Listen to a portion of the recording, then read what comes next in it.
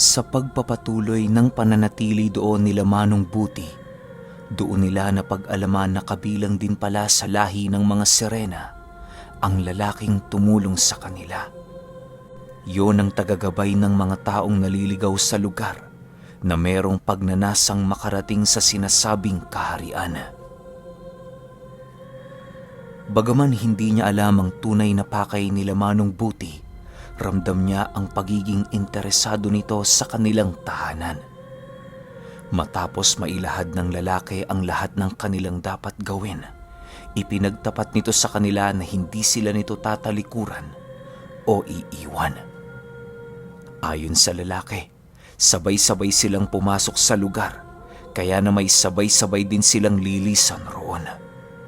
Bagaman may pagdududa si Manong Buti sa salaysay nito, wala siya noong magagawa kung hindi ang sumang-ayon na lamang. Makalipas pa ang ilang minuto, doon na nga nagsidatingan ang ilang mga kataw at sirena. Karamihan sa kanila ay nasa kaanyuan ng matitikas na tao na animoy sa pelikula mo lang makikita. Hindi naman ito gaanong pinapansin nila Manong Buti, gawa ng alam na nilang pagbabalat kayo lamang ang kaanyuan ng mga nilalang. Ilang minuto pa ang lumipas, doon na nga nakipag-usap ang mga ito sa lalaking kanilang kasama. Nananatiling walang imik naman sila noon, alinsunod sa mga bagay na ibinahagi sa kanila ng lalaki. Habang patuloy nilang pinakikinggan ang mga pag-uusap nito, halos manakit ng husto ang kanilang mga tenga dahil sa tinis ng boses ng mga nilalang. Ang ginawa noon nila Manong Buti, pumunit sila ng kakarampot na tela sa kanilang damit upang maipangtakip yon sa kanilang mga tenga. Matapos nila itong gawin, doon na sila tuluyang nagkaroon ng kaginhawaan sa kanilang mga katawan. Ilang minuto pa ang lumipas, bigla namang nanlaki ang kanilang mga mata nang damputin sila pa isa-isa ng mga nilalang na naroon sa lugar. Isinama na din ng mga ito ang lalaking kasama nila nang sa hindi maipaliwanag na dahilan. Bagaman naguguluhan noon sila Manong Buti, pinili nilang maging mahinahon upang hindi malagay sa mas mapanganib na sitwasyon ang kanilang grupo. Sa pagkaladkad ng mga kataw sa kanila sa isang napakahabang pasilyo, nananatili naman silang tulala habang pinagmamatyaga ng buong paligid. Ilang minuto pa ang lumipas, doon na nga nila narating ang isang lugar na merong madilim na parte. Marami doong nakausling batong nagsisitalasan at mga nagliliwanag na hayop na lumilipad at gumagapang. Ginoong Buti! Ginoong Buti! Ayos lang ho ba kayo? Tanong ng lalaki. Oo Manong. Ayos lang kami. Ano ba ang nangyayari? Tanong naman ni Manong Buti. Nang marinig ng lalaki ang kanyang sinabi, doon ito ipinaliwanag ang kautusan ng reyna ng mga Serena na ikulong ang kanilang pangkat sa isang selda. Maglalagi sila roon hanggang mabulok ang kanilang mga katawan dahil sa tanga nilang kasalanan na pilit nilang itinago sa mga maharlikang nilalang ng karagatan. Mukhang hindi yata kayo ang mababait na taong inasahan ko. Tinulungan ko kayo dahil naawa ko sa inyo. Tapos ngayon ito pa ang mapapala ko. Wika ng lalaki. Kasabay ng pagwika nito ay siya namang paglagas ng kanyang anyo na parabang kandilang natutunaw ng apoy. Wala naman noong nagawa sila Manong Buti kung hindi ang tumahimik dahil sa mga nangyari. Bagaman aminado silang nagkamali sila sa lalaki, wala na din silang magagawa kung hindi ang maituwid ang kanilang mga pagkakasala. Sa puntong yon, tila ba naramdaman ni Manong Buti ang pagiging makasalanan ng kanyang sarili. Ilang minuto pa ang lumipas, bigla namang nabaling ang kanilang paningin nang makasilay sila ng kakaibang mga nilalang na papalapit sa kanilang kinaroroonan. Paglalarawan ni Manong Buti sa mga nilalang na yon, napakaraming galamay nito sa ibabang parte ng kanyang katawan na tila ba nagsisilbing mga paa ng nilalang. Wala din itong saplot at namumuti na ang buong balat nito na parabang walang kahit ni isang patak ng dugo ang dumadaloy sa kanyang kalooban. Mahaba din ang mga buhok nito na palaging nakatayo dahil sa mga tumigas na kaliskis na naroon. Lubog din ang maiitim nitong mga mata at meron itong mga kamay na halos punong-puno ng kaliskis. Ang bawat dulo ng mga galamay ng nilalang na yon, merong mga bungangang may mga malakarayom na pangil. Ayon sa kataw na kanilang kasama, nakatalaga ang mga ganoong uri ng nilalang sa kanilang kaharian bilang mga tagapagbantay ng mga bilanggo at kulungan. Kilala din ang mga ito bilang isang mga malulupit na uri ng mga engkanto sa kadahilanang madalas lang itong nagpapakita ng kanilang awa sa mga nilalang na kanilang napangibabawan. Dagdag pa nito na ang lahi ng mga tagapagbantay ng mga bilanggo merong personal na koneksyon sa lahat ng mga maharlika dahil sila ang mga panauhing armas at kalasag ng mga ito. Wala na tayong magagawa. Dito na magtatapos ang anumang paglalakbay ng ating mga buhay. Tanging kamatayan lamang ang susi para sa kalayaang ni minsan sa lugar na ito ay hindi nakamit ng sinuman. Wika ng kataw matapos nitong makita ang mga nilalang na dahan-dahang lumalapit sa bawat rehas na kanilang kinaroroonan. Nang marinig ito ni Manong Buti, doon na din nawala ng saysay ang kanyang buhay. Halos pakiramdam niya noon, kailan may hindi na niya magagawang masilayan ang mundong kanyang kinagisnan. Sa kabilang dako naman, mangiyak-ngiyak na sila Miguel dahil sa sitwasyong kanilang kinakaharap. Kahit ang iilan sa kanilang kasama noon ay nawawala na ng pag-asa, patuloy pa rin silang nag-iikot sa lugar upang makahanap ng tatakasan. Bagaman iisa lang ang pintuan sa lugar na yon, pilit pa rin silang nagbabakasakali na merong pang ibang daan sa lugar. Sa paglipas ng oras, tuluyan na ding nawala ng pag-asa sila Miguel. Halos wala na sila noong nagawa kundi ang umupo sa sahig ng kulungan habang hinihintay ang kanilang mga kamatayan. Sa katagalan ng panahon, hindi na nakasunod ang grupo nila Manong Buti sa pag-ikot ng oras. Dahan-dahan na ding nagbabago ang kanilang kaisipan at pag-uugali dahil sa patuloy nilang pananatili sa lugar. Ang mga gwardya naman ng bilangguan, parang mga estatwa na kung titingnan sa kadahilanang kahit hibla noon ang kanilang mga buhok, hindi nakikitang gumagalaw nila Manong Buti. Ilang linggo pa noon ang lumipas, may mga iilan ding tao ang nagagawi sa lugar. Lahat ng mga ito ay sinintensyahan ng kamatayan kagaya ng kanilang pangkat. Sa iisang selda lang din naman sila noon isinilid upang mabigyan ng espasyo ang ibang mga uri na nagkasala sa kaharian ng mga sirena. Ayon kay Manong Buti, na kapag hindi binubuksan ang pintuan ng selda, wala silang nararamdamang gutom sa kanilang mga katawan. Subalit, kapag ang gwardya ay binubuksan na ito, doon na mag-uumpisa ang kanilang kalbaryo sa pagramdam ng labis na pagkagutom. Sa paglipas pa ng panahong pananatili doon nila Manong Buti, doon nabigyan ng kalinawan sa kanila ang tungkol sa sirenang namatay sa dalampasigan na kanilang kinuha. Ayon sa lalaki, kaisa-isahang anak umano ito ng kanilang hari na dinukot ng mga engkantong dagat na kung tawagin ay garambon. Para sa mga hindi nakakaalam, ang mga garambon ay ang mga uri ng engkantong dagat na nakatira sa pinakailalim na lupa sa karagatan. Bagaman madalang magpakita ang mga ito sa tao, madalas ito kung manghimasok sa teritoryo ng kapwa nila engkanto.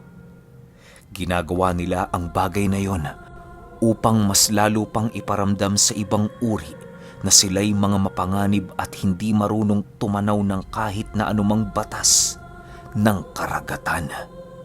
Yan ang nagiging prinsipyo ng bawat isa sa mga garambon na siyang nagdulot sa kanilang uri na bumaba ng bilang at dahan-dahang paglaho ng kanilang pag-iral sa mundo.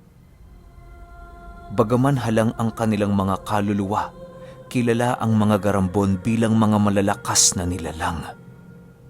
Matapos nilang marinig ang kwento ng kaibigan nilang Kataw, halos hindi sila makapaniwala sa mga iba pang nilalang na mas mapanganib kesa sa mga sirena.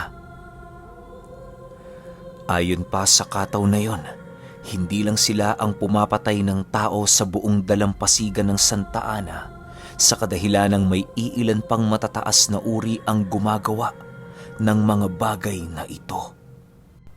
Ang tanging dinadakip lamang na tao ng mga sirena noon ay ang mga taong nananalasa sa mga bahurang pinaglalaruan ng kanilang mga supling.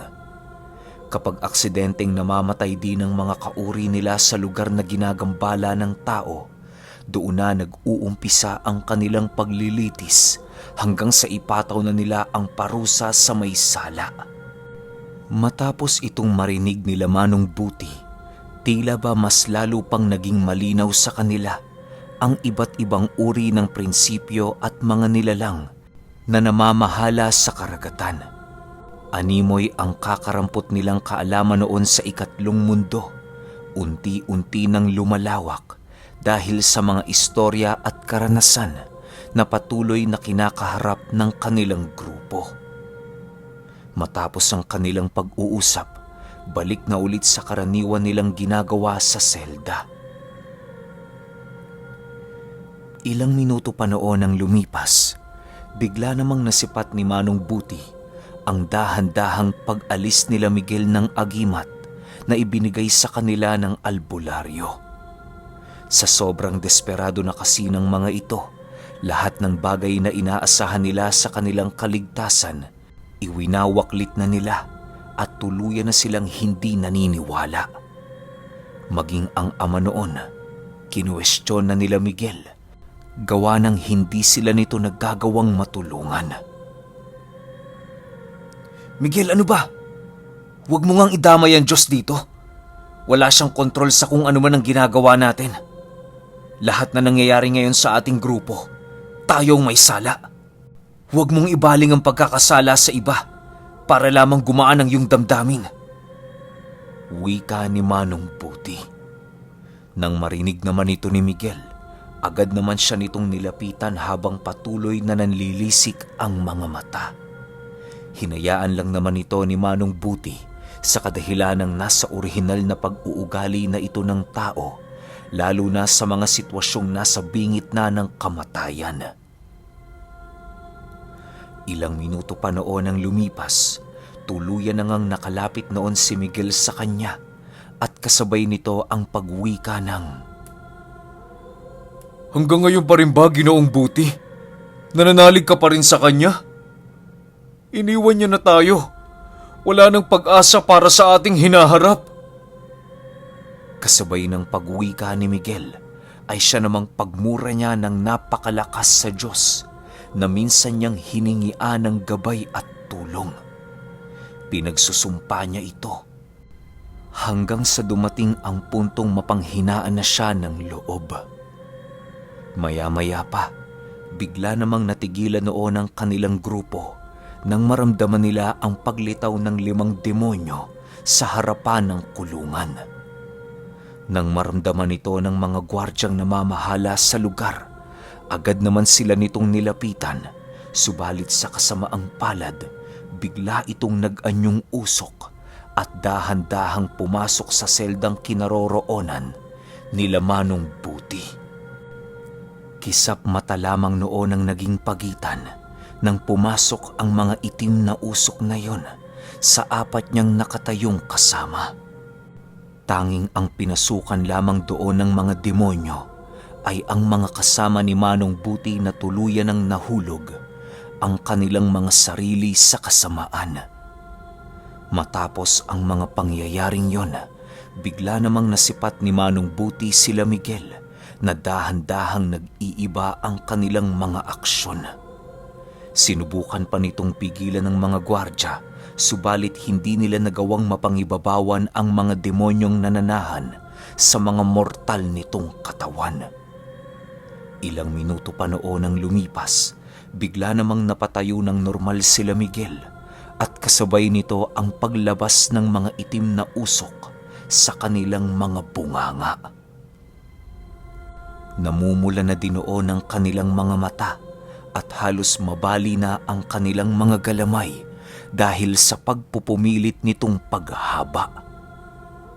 Maya-maya pa, bigla namang tinitigan nila Bitang si Manong Buti at kasabay nito ang pagbalot sa kanyang katawan ng itim na usok na siyang nagpalayas ng kanyang ulirat. Sa pagkawala ng kanyang malay, ramdam na ramdam pa rin niya ang pagpupumilit na tumakas ng kanyang mga kasama. Maya-maya pa, bigla namang bumalik ang kanyang wisyo sa kanyang sarili at doon niya nakita ang kasalukuyang sitwasyon ng kanyang pangkat. Ayon kay Manong Buti, na pagmulat noon ng kanyang mga mata, kitang-kita niyang pasan-pasan siya ni Bitang. Kasalukuyan din siya noong nasa harapan ng mga gwardya ng bilangguan na siyang humaharang sa gagawin nilang pagtakas. Sa pagpapatuloy ng pagmamasid ni Manong Buti, doon niya nakita si Miguel na mabilisang inundaya ng saksak ang isang gwardya. Halos wala nang nagawa ang nilalang na yon kung hindi ang mapahandusay sa lupa habang pinakikiramdaman ang lubha ng pinsalang kanyang natamo. Matapos itong gawin ni Miguel, mabilisan naman itong sinugod ang iilan pang mga gwardya na naroon sa lugar. Bagaman lamang ang mga ito sa bilang, kitang-kita naman noon ni Manong Buti ang pagiging lamang ng bawat isa niyang kakampi. Sa pagpapatuloy ng pakikipaglaban noon ni Miguel, tuluyan na nga silang nakatakas sa lugar na yon. Halos hindi nga siya noon makapaniwala sa kanyang mga nakita, gawa ng hindi niya lubos sukat akalain na mangyayari ang mga bagay na ni minsan sa buong buhay niya ay hindi niya naisip na magiging posible. Ilang minuto pa ang lumipas, agad namang nagtakbuhan ang apat niyang kasama sa isang pasilyo ng kaharian ng mga Serena. Pagsilay niya sa dulong bahagi ng mga ito, doon niya nakita ang iilang mga gwardyang naghahanda sa kanilang pagdating. Nang magkabanggaan na ang pangkat ni Manong Buti at ng mga nilalang, halos ramdam na ramdam niya ang pag-uumapaw ng mga kapangyarihan ng kanyang mga kasama. Kisap mata lang noon ang pagitan ng tuluyang magapi nila Bitang ang buong pangkat ng mga nilalang. Kumuha din sila ng isa sa mga ito, alinsunod sa kanilang misyong isinasagawa. Habang binabagtas nila noon ang napakadilim na daan, tanging paghinga lang naman ng malalim ng mga nilalang ang kanyang mga naririnig. Bagaman nasa loob ng katawan nito ng kanyang mga kaibigan, ramdam na ramdam ni Manong Buti ang labis na panghihina ng mga ito dahil sa kanilang pakikipaglaban. Sa pagdating nila sa dulong parte ng lugar, doon nila nakita ang isang lagusang nasa kaanyuan ng napakaliwanag na tubig. Dali-dali nila itong pinasok ng walang pag-aatubili at kasabay nito ang pagbalot sa kanila ng napakaalat na tubig. Nalaman na lamang noon ni Manong Buti na nasa ilalim na pala sila ng dagat dahil sa paglitaw ng iilang mga isdang naninirahan sa karagatan ng Santa Ana. Matapos ang mga pangyayaring yon, dali-dali naman nilang nilangoy ang ibabaw ng tubig upang makakuha ng hangin. Ilang minuto pa noon ang lumipas, narating na nga nila ang dalampasigan ng Santa Ana. Kahit pagod na ang kanilang buong katawan, pinilit nilang igapang ang kanilang mga sarili makalayo lamang sa mismong dagat. Kasalukuyan din noong walang malay ang serenang kanilang nakuha kung kaya't hindi sila nababahala. Maya-maya pa, bigla namang nagulantang si Manong Buti nang makita sila Bitang na nangingisay habang patuloy na lumalabas sa kanilang mga katawan ang napakaitim na usok. Matapos ang mga pangyayari, bumungad sa kanila ang 5 demonyo na nakatayo sa kanilang harapan. Hindi gumagalaw ang mga ito at patuloy lamang sa pagtitig sa kanilang kinaroroonan.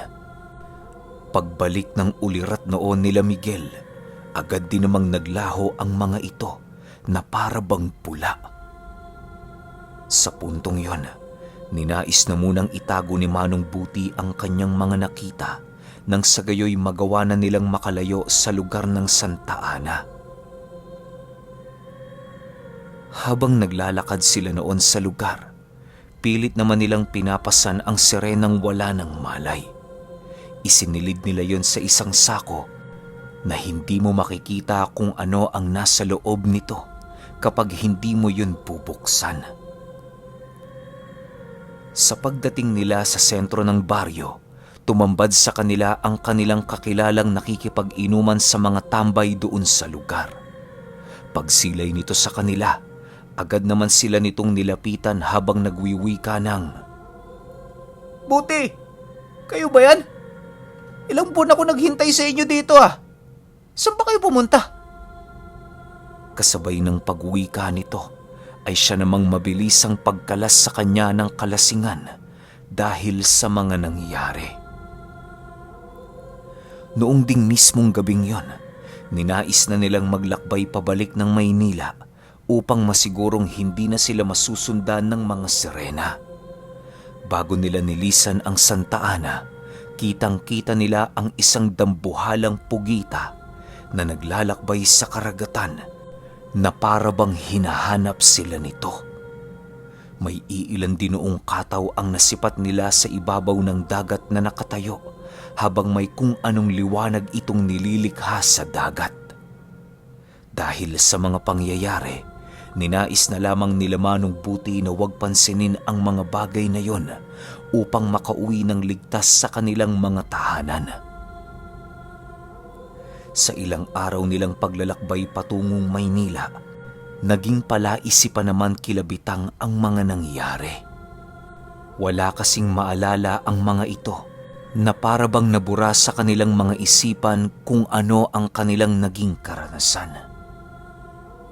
Dahil sa silang 4 noon ang naburahan ng alaala, inisip nilang si Manong Buti ang nag-iisang nakakaalam sa totoong mga nangyari. Ginoong Buti, sigurado ka hubang hindi mo alam kung paano tayo nakatakas? Hindi naman ho ata nagkataon ng lahat dahil nagawa nating maisakatuparan ng ating misyon. Nagtatakang tanong ni Miguel. Huwag niyo nang isipin ang bagay na yan, Miguel. Ang importante, nakahanap tayo ng butas para matakasan ang impyernong minsan nating kinalagpakan. Napakalaking leksyon ito sa ating grupo para magawa nating mapaghandaan ang mga susunod nating paglalakbay. Siya nga pala, pagdating natin ng Maynila, kinakailangan nating kumonsulta sa albularyo para malaman natin kung meron bang sumpang nakakapit sa atin. Mas mainam na ang nag-iingat at malaman ng maaga para hindi tayo mapahamak. Wika ni Manong Buti. Nang marinig naman ito ni Miguel, tumangulang naman sila bilang pagsang-ayon sa kanilang pinuno. Isang araw pa noon ang lumipas, narating na nga nila ang Maynila na siyang labis naman nilang ikinatuwa. Pagdating nila noon sa kanilang tahanan, agad naman nilang inabisuhan ang negosyante na nakuha na nila kung ano ang nais nito. Nang malaman nitong nakabalik na ang kanilang grupo at nakakuha na sila ng Serena, agad din naman itong nagpakita sa kanila. Ako believe sa'yo gawa buti Sa susunod sana di ka to katagal. Ako medyo pagod hintay sa inyo Ako kala kayo patay na. Wika ng negosyante habang iniaabot nila ang walang malay na katawan ng Serena. Matapos ang kanilang pag-uusap, agad din naman itong iniabot ang kabuuang bayad ng masaya. Hindi na dinoon nagtagal sa kanilang pamamahay ang negosyante sa kadahilanang marami pa itong gagawin. Paglabas nito sa kanilang tahanan, bumungad naman sa paningin ni Manong Buti ang 5 demonyong sumusunod sa likuran nito. Sa puntong yun, doon na nabuo ang kanyang kutob na ang mga demonyong minsang nagligtas sa kanilang buhay ay ang mga demonyong nanunungkulan din sa negosyante. Nang maglaho na ang mga ito sa kanyang paningin, kahit papaano, naging panatag na ang kanilang kalooban gawa ng nakarating sila ng buhay sa kanilang tahanan. Ilang araw pa ang lumipas, doon na nagpakonsulta sila Manong Buti sa albularyo. Pagpasok pa lang nila sa bahay nito, agad naman itong sinabitan ng mga agimat at pangontra ang kanyang mga kasama dahil sa presensya ng mga itong hindi kaaya-aya. Buti, mas mainam sigurong mag-ayuno muna kayo at manilbihan sa simbahan. Ramdam kong hindi maglalaon, ilan sa inyo ay lalamunin na ng kadiliman. Babala ng albularyo. Kasabay ng pagwika nito ay siya namang pagbigay nito ng tig-iisang tawas sa grupo ni Manong Buti. Ginawa ito ng albularyo nang sa gayoy madali niyang makita ang anumang nakakapit na marka o sumpa sa kanilang katawan. Nang mapag-alaman nitong wala namang kakaiba sa kanilang mga katawan, doon na ito nagbigay ng panibagong agimat at mga babalang hindi nila makakalimutan. Okay, grabe, sobrang angas, no? Isipin ninyo, dun nakakulong sila sa sa kaharian ng mga Serena. Kung hindi pa ginawa nila Miguel yung pagtanggal nung pangontra para sa masasama yung binigay nga ng albularyo, tapos sinumpa nila yung Diyos Ama, di ba? Kaya ngayon, ang nangyari, lumakas lalo yung negative energy nila, kaya yung demonyo nagawa silang pasukin. Diba? Yun yung pinaka pinupunto ng kwento na to, na kaya sila nakatakas doon kasi nga naging open sila para sa pagpasok ng mas malakas na kapangyarihan na nanggagaling nga sa mga demonyo. Tapos yun, at least kahit papano buhay sila, diba? Kaya dire-diretso yung kwento natin. Para hindi kayo mabitin, sorry, medyo na late tayo kasi 2,700 likes na bago ko nalapag to Pero bukas asahan nyo, meron yung pagising nyo. Hindi na ako magbibigay pa kung ilang likes, basta alam ko naman na marami, kaya dire-diretso na natin. Yun lang. Salamat.